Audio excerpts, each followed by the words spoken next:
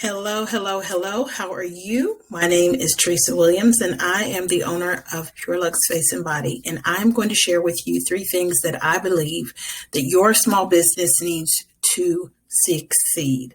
So, who am I? First of all, I am a mompreneur. I'm an entrepreneur. My passion is actually educating and creating products and information surrounding plant-based skincare. I have been in business for over 7 years, and I absolutely love what I do. I love finding new ingredients to place in our plant-based only products that benefit my customers.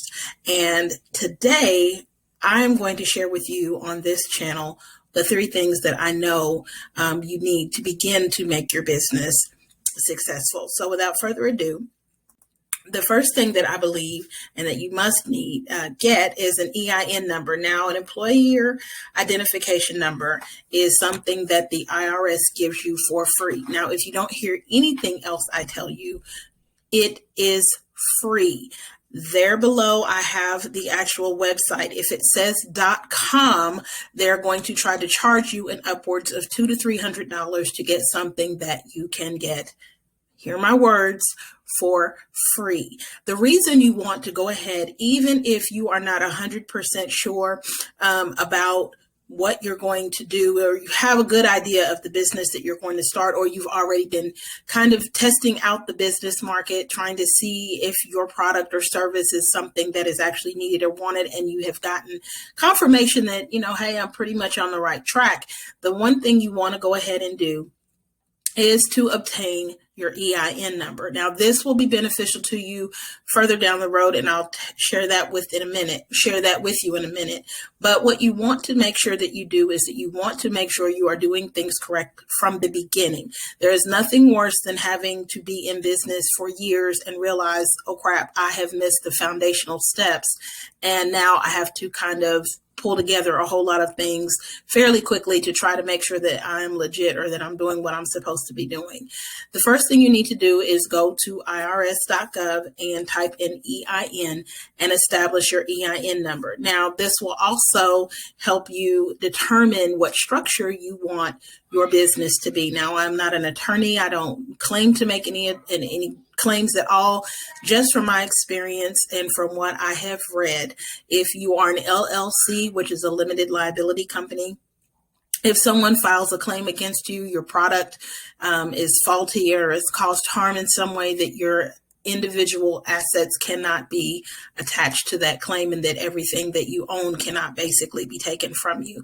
If you are a sole proprietor, you are essentially just that. You are the sole proprietor. If someone makes a claim, they could take everything you own if they go to court. So you just want to make sure that you consult a business attorney some point down the road as you're forming your business, to make sure that you have everything that you need in place. But the first thing you need to do is get your EIN number. You can do this literally as soon as you're done watching this video, and you will have that established. I will tell you, print a copy of the EIN letter, because they will not be able to tell you your EIN, ironically enough, after you have created it. So it will give you the option to save it as a PDF format or a document. I would do that, and then print out several copies and keep them in several different places. One would be a fireproof box.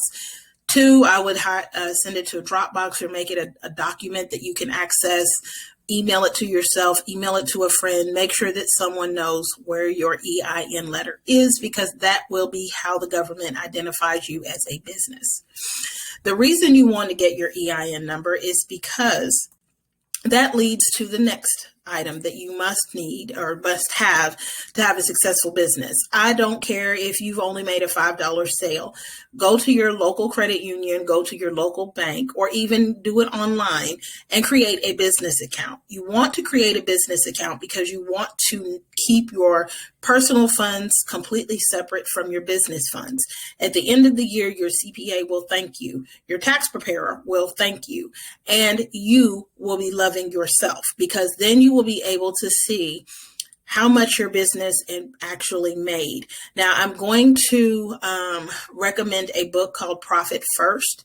I truly believe that is one of the things that you need to make sure that you read through, or at least skim through and get the highlights or get the short Cliff Notes version, even though they still do Cliff Notes, but get the Cliff Notes version of that so that you can make sure that you are paying yourself first and that you are actually setting up accounts that will allow for you to cover upcoming taxes if you have to pay them. All of the things that come along with tax liabilities, you want to make sure that you're prepared, and this book will help you do that. But you definitely want to have a business bank account. You need to know what is coming in and what is going out specifically for your business. So intermingling of funds is not necessarily recommended. If you are a sole proprietorship, you are not required to have a business bank account because you are a sole proprietorship and your Social Security number can also be used in place of the EIN. I do not recommend that. You need to, if you're going to be a business and do things in decent and in order and correctly and upfront. And having a business bank account, be it in person or online, local, online, all that, doesn't matter. Just set up a business bank account. Now, here of late, what has been, if you're connected to the military or affiliated with the military or have family that is, I would recommend that you set up an account with Navy Federal. But if you're not, that's no big deal. Just find a bank that has great rates. You want to make sure that they also have great benefits, that you don't have to have a minimum balance, that you don't have to have a minimum transaction amount when you're a new business and you're starting out, and you don't want to have $1,500 in the bank or a minimum of transactions of $1,500 in the bank. You just don't want to have to do that. So make sure not only are you looking at convenience as far as how close can you get to the bank, but you also want to evaluate their business hours, their customer service, their reputation. And again, look at what benefits are offered to a business account. So I've beat that horse to death. The last thing, and this is something that I don't hear a lot of people talk about, but you need to link up with your local small business administration counselor. The Small Business Administration was created for entrepreneurs and small business owners, and they offer counseling, capital, and even contracting if you're interested in getting into contract work, doing contract work, meaning you provide a specific service or product for the government for a short range of time, then that is something that you definitely want to investigate. I would tell you, create a small business account, link up with your small business mentor. And this is, I think, out of all three, one of the most important things that you can do. If you don't want to do the first two, start here first, because they're going to actually tell you to do the other first two things first.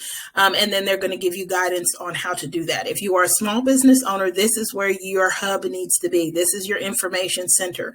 Yes, you can find a lot of information on YouTube, and I'm glad that you're watching this video, but I really want you to know that there are structured federal programs out there to help you as a small business owner. And they are, from what I understand, the counselors, my counselor in particular, is already a business owner. So they can kind of tell you the pitfalls of business, things you might want to avoid, all of that. Now, keep in mind, they are government employees, and not all of them may be a fit for you, but you can keep going until you get the one that is a fit for you.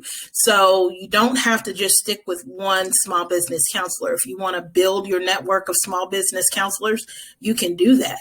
But I would strongly recommend anybody who is a small business owner who is new to the game, or even who has been in the game for a while and may not even know that this exists or the wealth of information that is available, I would strongly recommend that you start here. So that literally is all I have to share with you all today. I just wanted to drop in. I said that I was going to do this video, and I wanted to make sure that I kept it nice, short, and sweet.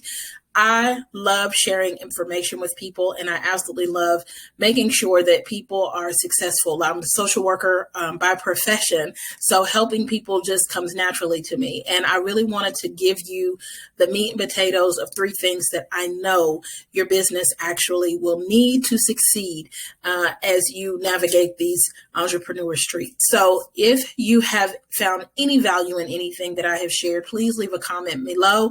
If you would like, subscribe subscribe. You can also find me on Instagram, and you can find me, of course, here on YouTube.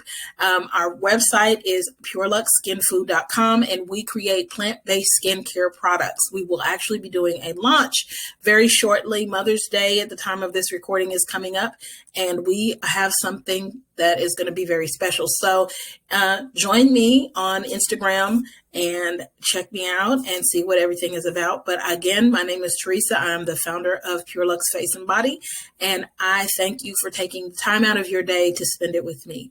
You have a wonderful, wonderful morning, day, night, evening, whenever you're watching this. Be blessed. Bye-bye.